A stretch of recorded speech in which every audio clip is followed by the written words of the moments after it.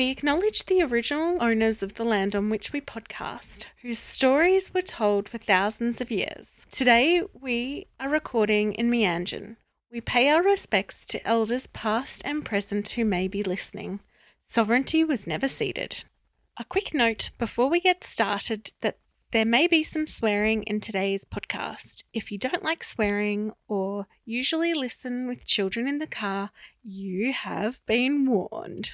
This episode of What in the NDIS Now is brought to you by Astalty. Astalty is the software solution for NDIS professionals built by NDIS professionals. Astalty is my go-to software, and Astalty is trusted and loved by hundreds of other NDIS providers. I love how easy it is to use and how it keeps all my participant information, notes, and invoicing all in one place, available to me anytime from any device. Sign up now for your 14-day free trial. Head to astalty.com.au to sign up now. See for yourself how much easier managing all your NDIS business needs are by using Astalty. Thanks again to Astalty for sponsoring today's episode. You're listening to What in the NDIS Now, a podcast where I, Hannah Redford, and my friend Sam Rosenbaum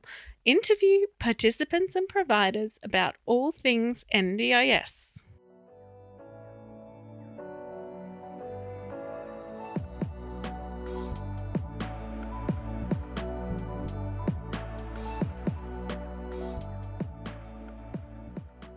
Hey Sam, how you doing?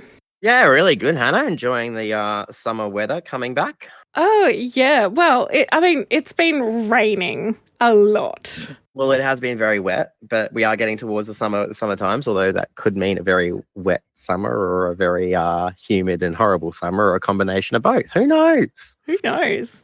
It'll be fun to see how we go. Indeed. So what are we doing today? Who are we talking to today? Today, we have Michael to talk a little bit about some marketing in the NDIS space and a few other things. So we're really excited. Welcome, Michael. So good to be here. I can't wait to show your participants how to choose good providers. Can't wait to show your providers how to actually represent themselves well. Well, it's a really good topic there to get into, Michael. So let's start off with our first question of how you got into the NDIS. Yeah, well, my background is that I'm a primary school teacher. So you know how there's some Sam, teachers who... You forgot the first question. Oh. Where did you grow up? Well, let's go to that one. I didn't grow up as a primary teacher. Let's get started with our first question, which is where you grew up. I grew up in a small town called Gatton. It is an hour west of Brisbane, and it's a country town, and I love country towns. And so I think I had the best way of growing up in the world. If anyone else out there grew up in a country town, they'll know exactly what I'm talking about. Yeah, awesome. And have you lived anywhere else around the world or around Australia? I've lived in Armidale. It's a lovely place to live. I now live in Canberra. Canberra gets a bad rap for being boring. Okay, I think that's because it's safe. You can walk down the street and not get mugged. So people say it's really boring, but I actually like it. It's a great place to raise kids. And in Canberra, there's 2 good months of the year, and that would be November and December. And then apart from that, it's really cold or really, really hot. So yeah, I'm in my favourite 2 months of the year. Got to love it. So good. We like that. I do love summer weather. It's much nicer. It is. Have you ever noticed, though, how people whinge in summer? They're like, oh, it's so hot. It's like, yeah, but do you remember 2 months ago you were whinging about being cold? Like, surely this is better, right? Yes. But anyway. Yeah. I usually get the one, because I'm Victorian and I come up here because I don't like the dry summer. Like, oh, no, I can't deal with the humidity. And I'm like, yeah, it's fine. I'd rather be able to breathe than sweat my perspire like there's no tomorrow. I get it. So, yeah. And then what was the second question? The second question was, how do I get into NDIS? Well, pretty much I'm a primary school teacher by trade. And you know how some teachers, they love helping the kids who are super smart? Well, that's not me. I just don't really care. If they're smart, why am I here? So I love helping the kids who find it really difficult. And because of that, I found my way into helping quite a few NDIS businesses. And so now I just do marketing for NDIS businesses. And my marketing company is called Athletic Koala, and there's a team of just a couple of us. And together we help NDIS businesses to put forward their true colours, because most most of us in the NDIS are not here because we love business. We're here because we love people. So my job is helping people get what they're doing out there into the world. No, we love this, but as someone that was on the learning, harder learning spectrum, we very much appreciate teachers like yourself. Oh, you're so welcome, Sam. I'll be honest, like nothing's more boring than trying to teach people who are going to pick it up the first time. You know what I mean? Sam, your teachers would have loved hanging out with you because on your good days, it would have been like so much fun. It's like the reality is most young people who find school hard, of course they find school hard. They've repeatedly found it hard. They found it hard in the past. They found it hard yesterday, and they don't think today will be any different. And then we wonder why they're a bit quirky and hard to work with. It's because they sort of gave up hope a bit. And it's a lot like in the NDIS. A lot of our participants who businesses in NDIS world will say, oh, but they're so hard to work with. It's like, yes, because they're so used to being treated like dirt. They're so used to being ignored. I mean, when was the last time an LAC even replied to an email? Okay, so we wonder why they're hard work.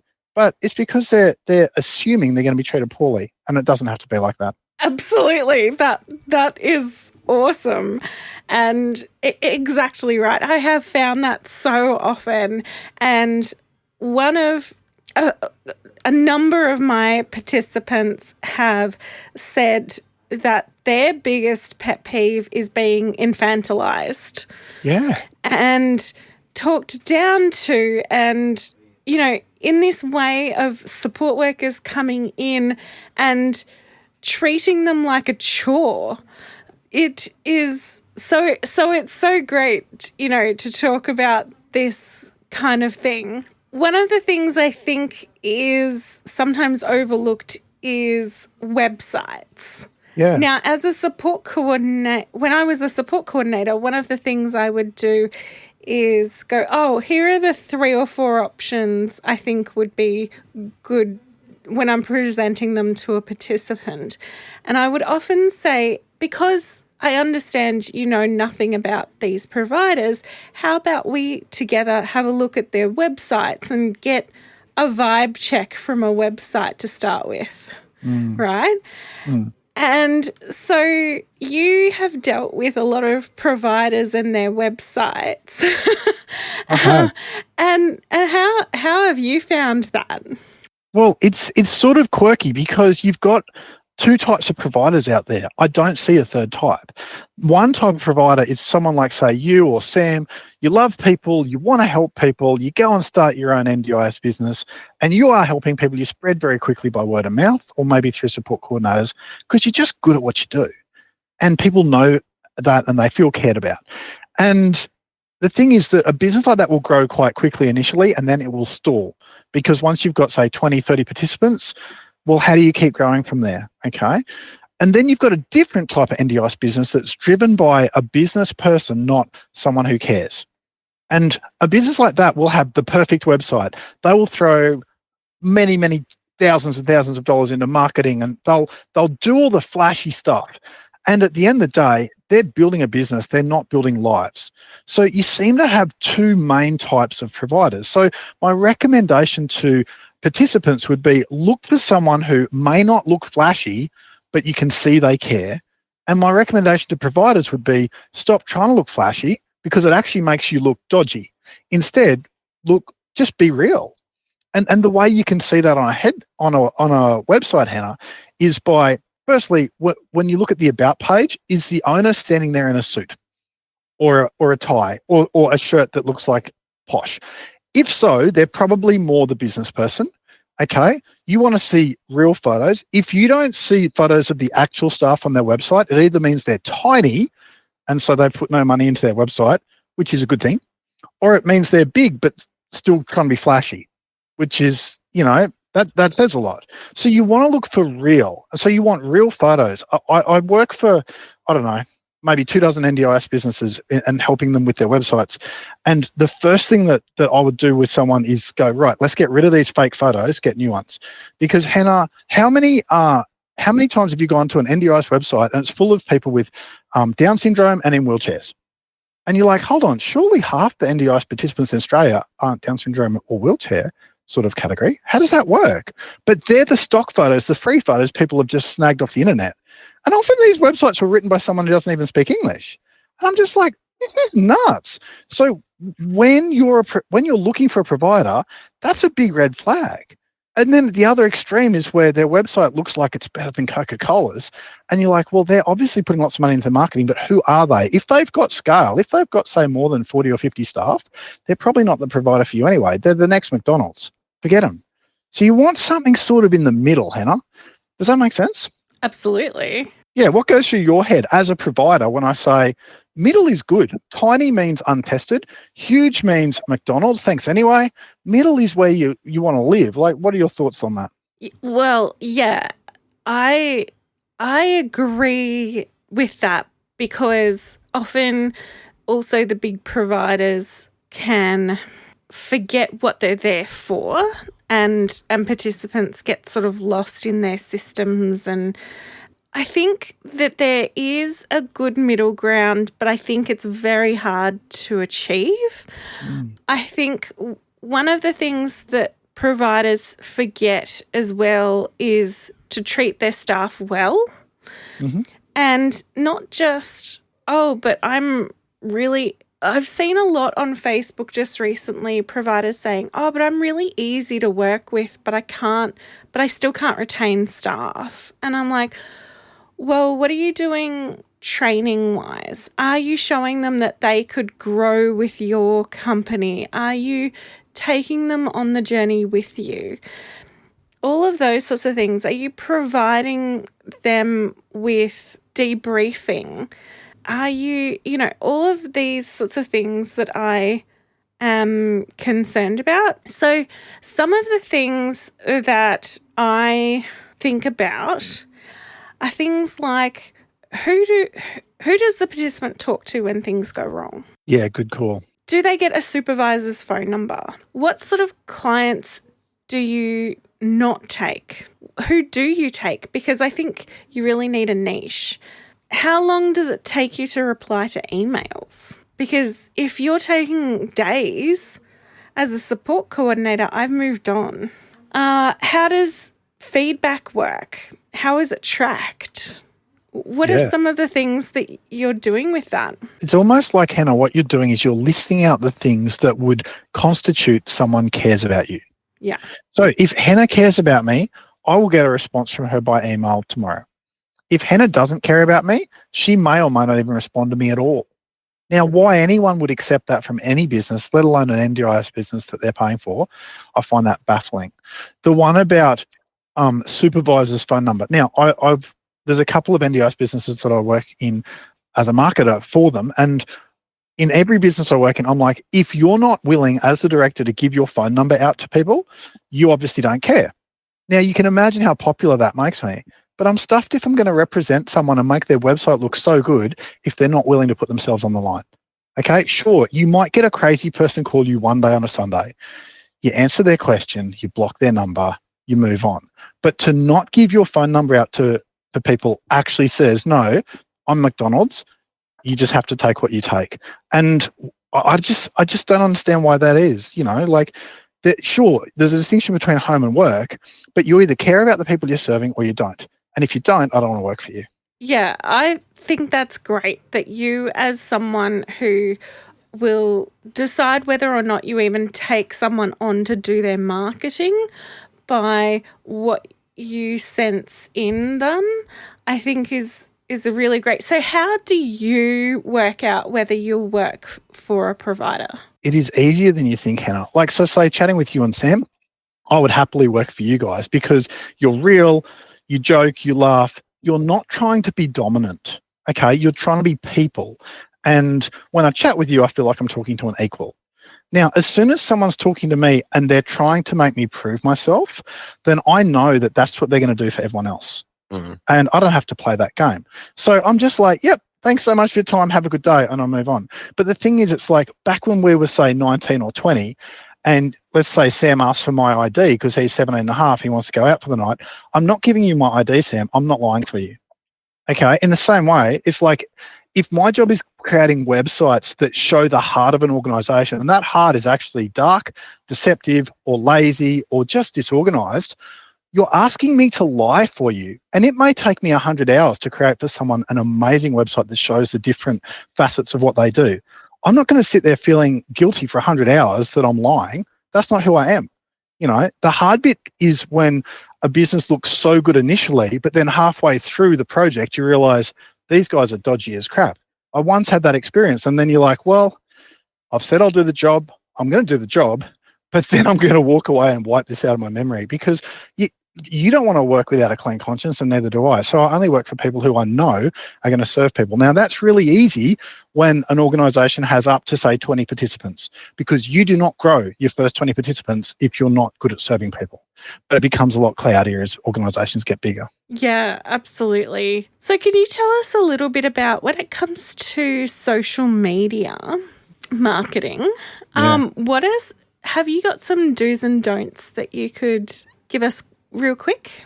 Yeah, I could sum it up in one word: don't. Okay, it doesn't mean never do it. It's just don't expect a return on that.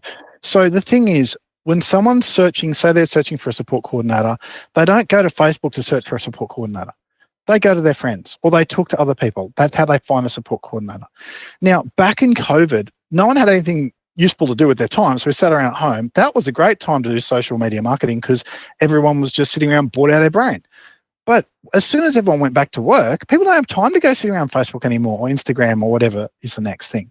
And so I keep hearing this from businesses. I'm putting money into my social media marketing. Someone told me the other day they're spending $3,000 in the next 3 months on social media marketing. I'm like, whoa, pull that $3,000 back, go and get a website provider, put all that effort into an amazing website, because that website will stand forever.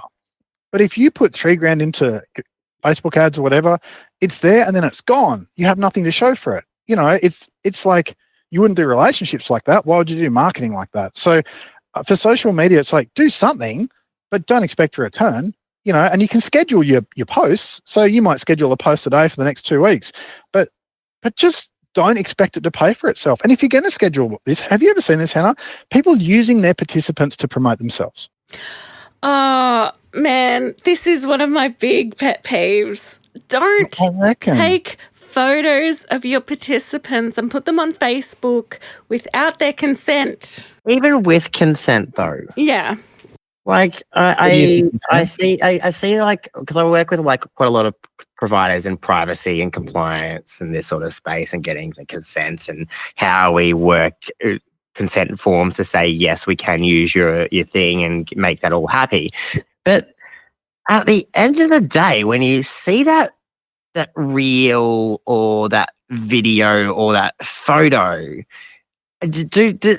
what's like the motive behind it? That's right, Sam. It's not going, this participant's having a good time. It's we are great. I'm going to leverage my support worker and the participant to boost my social profile. Sam, I love it. It's like, hey, support worker, can you put your phone away just for 10 minutes because, you spent the last half hour sitting on scrolling, and we're going to make a Facebook reel. And it's like, who wins from that? So if you look at the difference between that sort of promotion and like what we're doing. So, I mean, how today happened was I heard how good Hannah was. Sam, I'm sure you're good too, but I didn't hear about you. I had to break it to you. It's all right. I'm a silent partner in this venture. Okay. You're like the quiet one, the quiet achiever. So I heard how good Hannah is. Someone who I'd never met said, Michael, you need to get in touch with Hannah. She'd love to have you on a show. I'm like, what? Did you just survey her? Like, how would I even know? That was a bit awkward to say the least, but I still got in touch with Hannah, and lo and behold, she's like, yes, please come on the show. And so out of this conversation, I get the joy of chatting with you, Sam, with you, Hannah. I get to help providers know how to represent themselves well. I get to help participants, and I help them know what to look for. And out of it, I'm sure by the end of the day, I'll go home and in my inbox, there'll be, 10 or 15 people who've emailed Athletic Koala, my company, to just ask me some questions. Some of them will become clients. Win-win. Where's the win in that participant that's stuck on someone else's Facebook reel? There's no win for them. So it's actually a self-serving thing.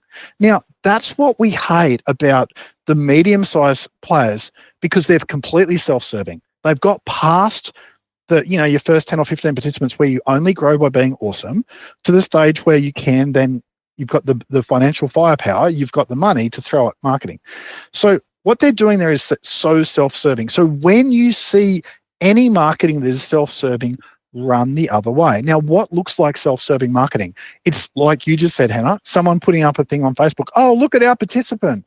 That's self-serving. We all know that. But it could be hidden self-serving. Look at how our participant, how far they've come.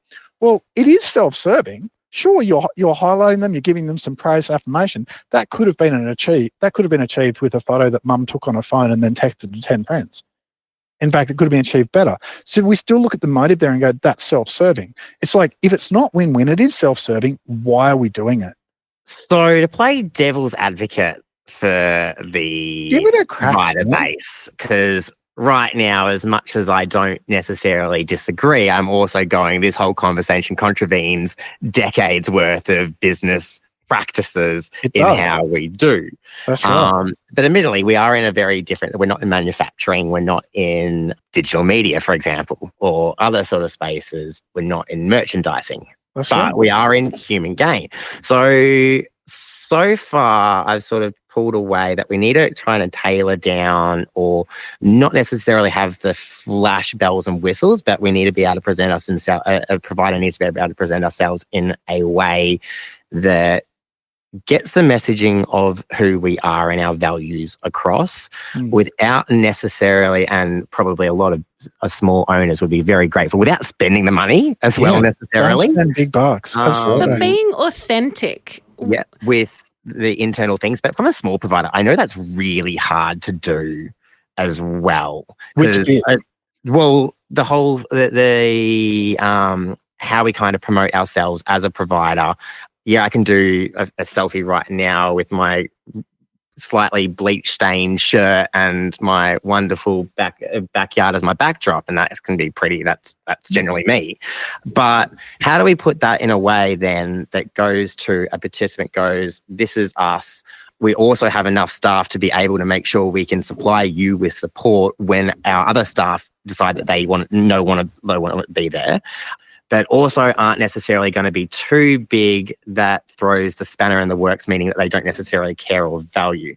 It's the kind of little, what's your advice to providers on how to balance that act? I would love to tell you that, because it took me about 6 months to work out a formula. Okay, the formula is easy. Anyone could do it. And unless you're driving the car right now, don't pull over, because your cause an accident. But write this down if you are a provider who's in, say, your first 18 months. And if you're a participant listening to this, listen to this, for these are the things that you are subliminally looking for without realizing it. So you know what's really going on in your head. So the first thing is, whenever a provider gets started, particularly going through the registration process, they have to have a website. They'll always have a website that costs them maybe $1,500. It's full of stock photos, in other words, not real photos. And it's full of genericness. Everything just feels vanilla. And you could line up 10 of these websites beside each other. They all look the same. They all say the same thing. Our mission is to help people. Our core value is to be inclusive. And they all just look the same. Okay, so that's where all providers will start, and it's what will kill your business if you try and keep that beyond, say, 20 participants. So at that point that you've got, say, 15, 20 participants, or when you've got the financial firepower and you want to grow quicker, here's what you want to do on your website. Number one is make sure your contact page has a photo of someone who'll be picking up the phone to them. Now, why am I starting with the contact page? It's because it's the most important page of your website. So your contact page, say for you, Hannah, let's imagine for your business, ideal would be there's a photo of Hannah there, and on the contact page, there's a form, a simple form. It just says name, phone, email, how can we help? And then on that contact page, you need a promise. Hi, I'm Hannah. I promise to get back to you within 24 hours of you sending this message. And if you send me the message in the morning, expect me to call you back this afternoon. Now, if you do that, you look better than the flashy companies, because they won't make that promise because they don't care. Okay. And also on your homepage, do not firstly, clear out all the photos of wheelchairs and people with Down syndrome, because everyone knows that if you fill your website with that it's they're stock photos. Okay. Have real photos of your real staff, but it's almost like, Sam, what you're saying is, but if I'm small, I don't look polished. Who the hell wants polished? Hannah, Sam, myself, we don't look that polished. We're just hanging out. Okay. And people hear what we're saying and they're like, oh, I trust them because they're being real. And if you look polished, all you do is look like McDonald's. Don't look polished. Don't look like, you've got a can of Coca-Cola in your hand while you're talking. That's crazy. But don't aim for polish. Just aim for real. And then on your homepage, you want to be very clear with, photos of you with your participants. Now, or you with your staff. Now, before I said don't use participants for your own self-serving purposes. Using a participant in social media is always going to be self-serving. On your website, though, what it's doing is you're serving people by using real participants, because what you're doing is you're setting it up so that whoever comes to you in the future knows that you're real. But if your participants on your homepage of your website, you need to make sure that you've shouted them Maccas, you've told them that they're a star, you've told them that you appreciate what they're doing, and you've told them that, you being willing to be on our website means that other people like you who we love to serve will find us. Thank you so much. Do you see the integrity in that? Okay. It's not like, oh, I'm secretly doing this with some dodgy motive. You've told them what your motives are. I want amazing people like you who I love working with to find us. And also on your website, instead of trying to use jargon and professional words, your website's not written for a support coordinator. Your website's written for real people. The support coordinators can see if you know what you're doing. Don't be like, oh, we're here to provide the best possible experience for all participants. Like, no, that sounds like ChatGPT writing. In other words, just say, hey, we're here to help. Tell us what you need. We'll make it happen. And it's like, Sam, would you choose the McDonald's version of a website that's like, oh, all participants are valued equally? Or would you be preferring to choose, Sam, someone that said, hey, I'm not sure exactly what you need yet because we haven't chatted. Give me a call. Let's work something out. What would you prefer, Sam? Oh, all right.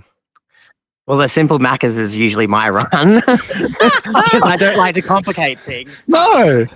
The general idea of someone that goes, I don't know what you want, but I want to have that conversation first, is usually the way to go. Though I do understand the Macca's philosophy by going, because when you look at the Facebook groups and the grassroots groups, it's a call out of going, I don't know. Macca's philosophy is, do you want fries with that? Yeah. What else can we do to value your patronage and stuff like that? So it's built on the philosophy of the Macca's kind of shiny concept is, what else can we do from a profit to actually give you what you want? It's still got the cost value centric. We give you a service or we give you a product. You expect this and we can probably upsell you. So I think it benefits different people in different ways on how they want it. We know from the Facebook groups that there are very particular people that want support in a very specific, measured way that they lead. Yeah. Because that's what they want. They know their circumstances. They know what they want. But then also, if you look at some of the bigger grassroots groups, it's I've just got my plan. I've got no fucking idea. That's right. That's where the would you like fries with that comes in. But I think the big call out from the Disability Royal Commission and all the stuff that's come out from the NDIS review is that, yes, we can have fries with that, but we really need to be looking on what kind of fries and how you get those fries presented. How reasonable and necessary are these fries? I bet that'd be well. It's not even so much the thing. If providers scape out the reasonable and necessary conversation, because generally speaking, that's a participant and an NDIS argument. Mm-hmm. If I'm a provider, I'm trying to stay out of that. As long as I'm a support coordinator, then I'm having a whole heap of a different conversation when it comes to this. But if I'm a provider, I'm going, well, you're telling me it's your reasonable, it's necessary, and it's funded within the plan, but you don't know what you want either. So I know that we've got to have that conversation going, what do you want? What are your services that you need? And can I give you fries on top of that because you don't know you want the fries? That's right. And do you want curly fries or do you want thin cut fries? And I don't want the thin cut fries because they're shoestring, and I would rather the nice curly fries because they're big and look like a pig's tail. And you can pull them everything you're saying makes sense. I guess what it comes down to is this. If I know what Sam and Hannah are going to deliver, if I know exactly what they're going to deliver, then I'll give them a call if that's what I want. The problem with the generic website that people start with when they first get registered is that there's nothing specific about what they do. It's all about huge promises and generalizations. And Sam, when you're talking about curly fries versus thin fries versus who knows what else fries, it's like, why does your website not clearly articulate who you're there for and what specifically do you do?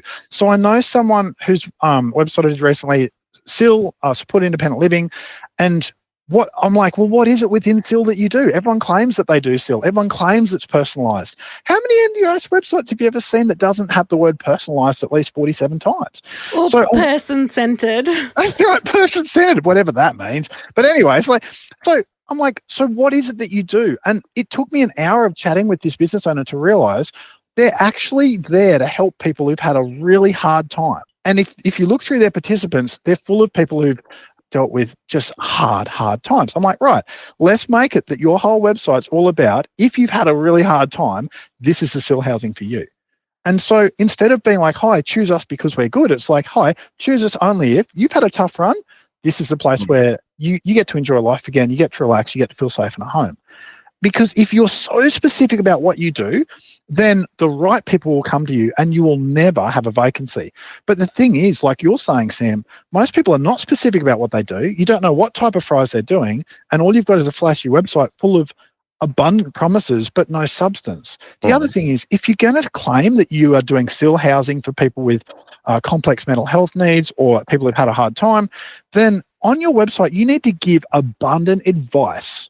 Things that they can already be doing today before they even pick up the phone to you. Things like, do you have a friendship network? Do you have at least one person who you can tell anything to? And you could list out, say, 10 mental health factors that they could be addressing even before they pick up the phone to you. Because the issue we've got is that people are scared to give advice. But you're not giving advice. They're general principles. Make clear they're general principles. But when someone reads 10 different things that they could be doing, say if they're a support coordinator, 10 things that they could be passing on to their participant that they could already be doing, things like walk around outside for at least 15 minutes a day. It does a world of good for your mental health. Then what you're doing is that provider doesn't have to prove that they're good at complex mental health. They've given away information. It's demonstrated. So it means, one, the right people call them, but two, when they call them, they don't have to prove themselves because the proof was done on the website. So sometimes people say to me, what, all this money for a website, but then I need that money. It's like, hold on, how many thousands of hours of time are you going to save if your website just articulates what you do thoroughly? You're going to have only the right people call you, and they're not going to ask you to prove yourself. They know you're on their side. Does that resonate?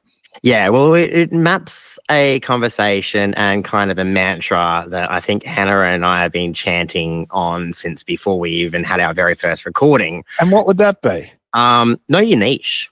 Yes. You're not here to serve everyone. That's which insane. then goes into eligibility criteria and assessment, which is something you've also sort of mapped in on, and then spelling that out really clearly. No, we don't deal with MS, or yes, we only deal with MS, or we are fantastic at psychosocial, but we're not going to be able to help you with a full hoist and catheter bowel changes. That's right. And what you're talking about is scary. It's really scary for the new provider. So you find me a single provider who's been there for 18 months or less, who wants to go and say, here's my niche. I serve people in the autistic community with SIL homes that are relaxed and calm and where you're going to actually want to be there. They're scared to do that because they're like, but if I say that my niche is autism and SIL and calmness, then I've excluded everyone else. Well, guess what? If you don't say what your niche is, you've excluded everyone full stop. So we're not here to serve everyone. Otherwise, we wouldn't have 147 million different organizations. You're here to serve one type of person. Be clear on that. And that takes courage. And Sam, it's easy for you and Hannah and I at our age to have a bit of courage and go, no, here's what I'm here to do. But it's very hard for someone who's put, their house on the line, starting a business, to actually choose a niche. They'd rather be vanilla. But I don't know about you guys. When was the last time you went to an ice cream shop and said, I want vanilla? If there's 47 flavors, I ain't choosing vanilla. So don't be vanilla in your website, I guess.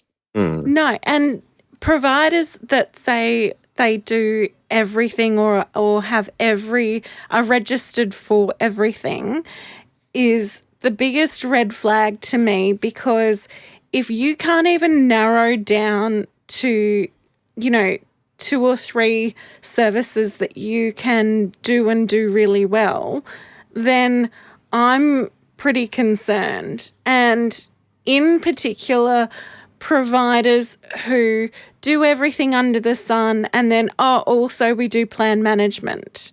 Yeah, why not? And we do fries, as Sam would say. Yeah.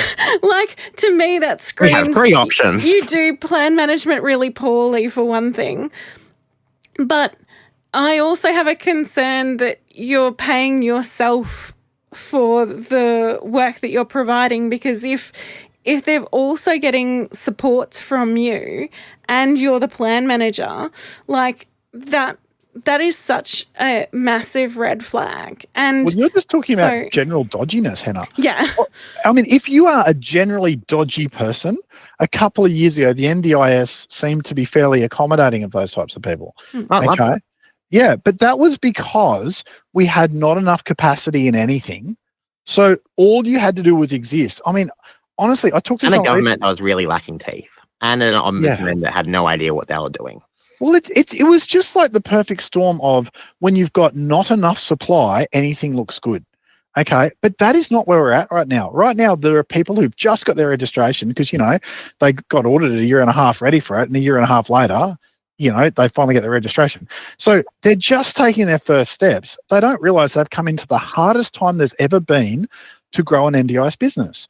And they've come in with the expectations that all their friends told them a year and a half ago of, it's easy. All you do is you say, I have capacity, and you don't even have to do any marketing. So what I'm seeing now, guys, is a lot of new providers who are struggling and considering quitting because they can't break through. The reason they can't break through is they've never done any marketing in their life. They're people.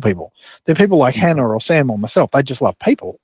And they don't even know what to do. And they're believing what everyone says, which is throw thousands of dollars at social media or throw thousands of dollars over here. You know what? Or even relying on support coordinators. How's this for a crazy thought, guys? There's all this talk about, support coordinators, they'll either be here or they won't be here in a year, one or the other, right? Let's say it's 50-50, they'll be gone. Okay? Because everyone's like, oh, no, they'll turn them into navigators. What? The government's going to go and take X billion dollars that it's currently spent on support coordinators and then spend the identical amount of money on navigators just changing their title? Actually going to be a little bit more because they're expanding the scope from just NDIS people to external NDIS people. So that's right. It's nuts. So who in their right mind, like if support coordinators go, the business model of 90% of NDIS businesses that I know of is over because their only way of gaining new participants is to rely on the support coordinators they know to send them to them. Now, if that's going to go, let's say that's 50-50. Now, let's try something. Hannah, if you knew this summer there was a 50-50 chance that your house was going to burn down, would you just act like everything's normal? What would you actually do if you knew there was a 50-50 chance? I'd have a bushfire preparedness plan. Yeah, and you'd go and get all your photos, store them at your mum's house. You'd take some precautions. But if it's 50-50, we've got support coordinators in 12 months, why is every NDIS business going, I'm not going to spend any money on marketing. I'm not going to put any effort into marketing. My old crappy website I had 5 years ago, it can keep standing. It's like on the day you lose support coordinators, if you don't have another plan, you're over. You'll just gradually dwindle. And people act like that's not a problem. That is a problem because there's no one who would bet their house on a 50-50, but they're betting if they've mortgaged their house for their business, they're betting their house on. Yeah. So there's a real lack of foresight, and a lot of people putting their head in the sand going, it won't happen. It's like, you know what, it's 50-50 will happen. Go and toss a coin and see what happens. And so that's why it's important that right now, the providers who are awesome at their craft, the providers who do call people back the same day, who do respond to emails, who do fix an invoice if it's not accurate, the providers who will take the time to listen to the participant and not just tick forms. It's vital that they get good at putting themselves out there for who they are and not stay dependent on support coordinators because you cannot count on support coordinators going forwards.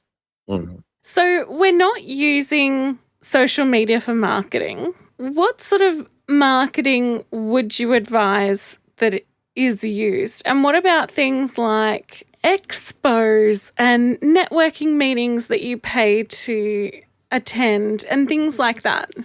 Yeah, there's a place for them. So every business is going to find one or two things that does their marketing for them. Okay, so you might try 10 things and find one or two things that work really well. So if you go back 2 or 3 years, Google ads and Facebook ads was the easiest way to grow an NDIS business. That time is over because no one cares about those ads anymore and they cost triple, quadruple what they used to cost. Now, in terms of networking events, I go to about 15 of them a year. I pay a lot of money to go there. It always pays for itself. Okay. But it's like a networking event. I know I can go there. It will pay for itself 10 times over. But I've tried 10 different things before I found that one thing. So every business needs to be brave and put some money behind doing a whole range of things and see what works. Okay. For one, if you're in a small country town, your first thing is going to be make sure you go and visit some support coordinators. Send them a box of chocolates. Just send them a thank you card with a box of chocolates. If someone sent you a participant, send them a thank you card with something nice in it, because why wouldn't you? That's not bribery. That's just courtesy. People will remember you. That might be your way of doing it. I know other organizations who sent packages out to about 30 or 40 different support coordinators, and it paid for itself many times over. I know other companies who tried that and it was a dismal failure. They got nothing back. But really, when it comes to marketing, you must try a dozen things, being willing to lose a dozen bets before one finally works. But what you must do, foundation, is you must have a website that speaks from the heart, that looks real, that doesn't look like, your 17-year-old nephew made it, but also doesn't look like you're impersonating Coca-Cola when everyone knows you're not Coca-Cola. Something that's real and something that is actually going to rank on Google. Now, this is where we don't want to get stuck in a cul-de-sac here, but if you have the best possible website in the world, but Google's not interested, then it's like Cinderella sitting at home, not going to the ball. Okay? You see, your website needs to look good, and then you need the technical things behind it to be good as well. Otherwise, Google won't show it off. And you don't need to pay huge money for that, but your 17-year-old nephew can't do it. So when you get to a certain scale where you want to have a great website, and then you've got to have it search engine optimized properly, not obsessively, just properly. And then that's your baseline. And from there, you go and try 10 different things and see what works. But if your website looks crap, you'll look like, say I could talk to Sam, and Sam's like, oh, I really want to refer people to Michael's business. Hey, you should call Athletic Koala. And then they go to Athletic Koala's website and they go, oh, he's crap. All I've done there is erode Sam's credibility and wasted Sam's time. If your website doesn't tell the story of who you are and who you're there to serve, it all fails. So that's your foundation. But other things, Hannah, there are people who will find social media works for them, but starting from scratch in 2024, pretty hard thing to do. There are people who find networking with support coordinators works for them. It's pretty hard in 2024. You better be standing out somehow, because support coordinators are over vanilla, okay? You might find that going networking events works. Well, what have you got to lose? Try it. So I guess it would be, Hannah, give it a crack, try a few different things, but do not rely on, I hear this all the time. We just use word of mouth. And people say that like it's virtuous. I'm good because I only use word of mouth. No, you're incompetent, because once you hit 20 participants, game over. Your expenses are going to go through the roof, but your participants won't. You're actually hurting yourself. Be a bit adventurous. Don't be self-righteous about, I don't need marketing. You do, because it's not 2022. But you don't need pens. Stop with the pens. I've got 5 million pens. Pens and drink bottles. Hannah, I'm going to veto that, because coming over to your house and be able to stock up on pens to support I lose the pens all the time is very beneficial to my ability to put words on paper. You guys are so funny. I don't know anyone who ever chose a provider based on a pen, but Hannah, give it a crack. No. It's kind of like the business, like not an NDIS world, because if you're spending that kind of money that I'm talking about your business card in the NDIS sector, there's something very wrong. That's right. But it's like business cards in corporate world. When you come across a nice business card, you stop and you admire the business card. That's right. And then about 4 seconds later, you put it in your pocket, you forget all about it. See, that's then you're kind of like either, especially if it's like one of those ones that are just slightly out of scale, that don't fit in the wallet slot, or it doesn't line up with the rest of them, and it makes everything very... Oh, that drives me so insane. But good pens can go a long way. No. You're very funny. Sam's easy to win over. All you got to do is give him a good pen and he'll follow you around all day and buy you Maccas. I love it. Well, look, don't forget the curly fries. But I can't remember the question I was going to ask you earlier. But where you were saying around the SEO and the other things that providers can do with their website and things, how important is deciding the name, since everyone is care, supports, health, are us? You are so funny, Sam. It's like people have just gone through the dictionary and gone, that's a word, I'll add the word care to it and we win. Okay, so it's like people get caught up on the name and the logo. No one ever chose. a provider based on the name or the logo. In fact, have a look at most names and they're terrible. Okay, so when you're choosing a name, you need to choose a name that you can get .com.au and .com. Okay, so why is my business called Athletic Koala? There aren't many other businesses called Athletic Koala, believe it or not. I can get athletickoala.com.au, easy. Okay, and so that's actually very koalas difficult. aren't known for being athletic. That's right. It's sort of quirky. Okay, if you can't stand on the edge a bit when you're in marketing, there's something wrong. But it's memorable, Athletic Koala, and it's also clear that, you know, I'm a bit quirky. I'm deliberate about being quirky. I want to put forward your best side. I'm willing to break the mold a bit.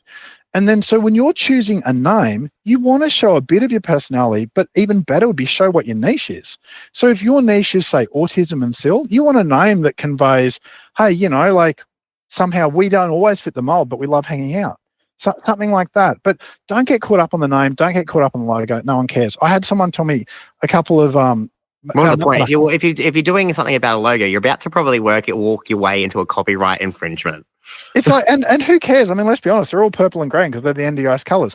It's like someone told me, oh, our solution to marketing is we're going to get a new logo. It's like, it might take a bit more than that. No one cares. Okay. Like, it's almost like a self-absorbed thing, like a teenager in their bedroom, making sure every poster is just perfect. No one cares because no one else goes in there. It's my MySpace page. Let me brand it how I want to. That's right, Sam. Like, but anyone younger, MySpace is the precursor to Facebook and the rest of the social world. Sam just told us he's 40 or older. That's it. We're good. Didn't I? The other thing with that is the people who repeat names. So you've got 100 different providers all called Horizon or Holistic or absolutely, you know, something. That's right. Yeah, and it drives me a little bit bananas because it's really hard to remember, oh, was that Horizon Care or was it Horizon Disability Support or was it, you know, and you're like, I can't remember which one I hate. You're so funny. It's like getting this to this stuff is how we got here was we said for marketing, first have a fantastic website and second, go and try 10 different things. Okay. And so regardless of your name, regardless of your logo, have a good website, try 10 different things. No one cares about your name. No one cares about your logo. They care about, do you care? Just find a way to convey that. You got this. And Sam, you were asking before some specifics around, you know, you talked about you have your website, you do your search engine optimization. I actually ask people to spend way less on their search engine optimization than anyone else. I saved someone 30 grand about 2 months ago.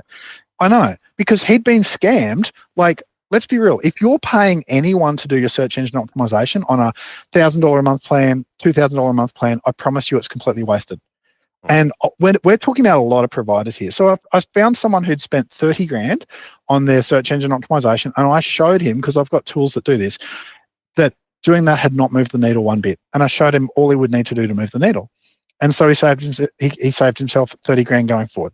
I found someone else who they're a small provider, they'd spent about 5 grand on search engine optimization. I showed them as well. Everything that you've been told is achieving this, is achieving nothing. Here's that your people haven't even done what they claim to do. And I proved it to them. And he went back to them and said, hey, you know, do you guys want to pay me back or do you want me to put a really bad Google review on? And they chose to pay him back. And then he took that same money and invested in a website that now has brought him so many people. And it's like, if you go into an area that you know nothing about, expect to get hurt. Okay. And as soon as we're talking search engine optimization, expect to get hurt. So back in the day, people used to go and put you on all these directories. Do you remember that? Okay. Hannah, what's the name of your business? Plan Decoders. Okay. If I go and get Plan Decoders and put them on 100 directories in 2019, that'll be great. It'll make an impact with Google, because Google in 2019 was like, you know, a dumb 8-year-old. Whereas if I go and do that same strategy in 2024, Google's going to be like, I know what Plan Decoders are doing. Good luck with that. And it'll just ignore them. So almost every cent I've seen spent on SEO in the last year has just been wasted on 2019 strategies. The way to make Google trust you now is to be very clear in your headings about what you do. It's to be very deliberate about making sure that you've got a different page for each service you do. If you're doing community participation, have a community participation page. If you're doing SIL and your SIL is focused on, say, complex mental health, have a page that's about SIL, have another page that's about complex mental health, and then have a third page that's about why it's important, if you're dealing with complex mental health, to have a SIL home that has these 7 factors in it. Okay, just tell the truth, tell it well, and it's all about what you have on your website now. It's not about all this snake oil that most people are paying for. And I know that only maybe half of people understand what I'm saying, guys, but half of whoever's listening to this, you can save yourself some big money. And if anyone wants to get in touch with me, Hannah, and show me what the SEO is doing, I can tell them in about 10 minutes if it's money well spent. See who else we can save 30 grand. Yeah, I think the thing that comes out of that is the same sort of principle where participants are looking for support. You don't go to a marketer that does marketing in the beauty or car space. That's right. Because the NDIS sector, as anyone who's been in the industry long enough, is a behemoth and doesn't comply with general norms in any way, shape or form. And more depends on what geographical area and locations you're working in, because the east coast of Australia is vastly different to the west coast from the north to the south. That's so true. If you go to Darwin, everything's called something pathways. If you go to Sydney, everything's called something care. Okay. And if you want someone to help you get the word out, and if they don't speak in NDIS, you've already lost. Because participants can see someone who's being fake a mile off, but even if they can't, their support coordinator can. Okay, so somehow you need a website that the support coordinator sees you know what you're doing, the participants feel like you care, and you've got a clean conscience when you say it. Well, this has been a very insightful little chat, Michael. I think, unless you've got any more questions there, Hannah? No, good to go. I think we're right to ask our last and final question, and let's hope that I get it in the right order this time round, which is, in your ideal world, what would the NDIS look like? Well, I think we've got to remember, who's the NDIS here to serve? It's here to serve people. Now, the problem is that when you've got a big system that's nationwide, it's a system, it can't serve people. So somehow the NDIS needs to get to a point where each individual person's experience matters and what their individual needs are that matters, at the same time that's not rorted, which is why you have a system. So the issue we've got is that the NDIS right now is not actually serving people because it's driven by a machine that doesn't care. At the end of the day, the NDIS is not a person. A person cares, Sam cares, Hannah cares, Michael cares, but a machine can't care. In fact, I was even talking to ChatGPT the other day about its emotions. It says, I don't have emotions. I don't actually care. I'm just doing my best to interact with you. Okay, and NDIS is like that. It doesn't care. So first is participants need to stop assuming NDIS cares, because it doesn't. It's there for a purpose, and its purpose is not you. Its purpose is everyone. Okay, secondly, we need somehow to have a system where if someone sends an email, they get a response. I've heard so many heartbreaking stories of people saying, my plan was broken. I contacted my LIC. She wouldn't return my phone calls. I emailed her 6 times. She wouldn't return my emails. And that is not the exception. That is almost the rule. Okay. So we need a system that actually relates to people as people, but then we also need to have realistic expectations, because you and I have worked in NDIS world long enough to understand that there are a lot of people who view the NDIS as a free money tree. It's like, hold on, you are not so important. You get to shake the tree whenever you want and get free money. Okay. It's not here to, we heard that, the stories years ago of, I bought a trampoline for my child. It's like, great, but that money then didn't go to someone else who needed it. Okay. So it's almost like participants and providers can get a very self-absorbed attitude. Someone paid for your services. They paid for it with their tax. It didn't come from nowhere. We want to appreciate and value it. So I feel a bit sad sometimes when I hear people denigrating a system that is actually paid for by someone. Someone paid for you to have this. Let's value it. But we also need providers who are not spending their whole time doing red tape so they can't actually help people. I know providers who are spending so much time on their compliance that they can't help people. Here's a quick question for you, Sam. How many NDIS providers does it take to change a light bulb?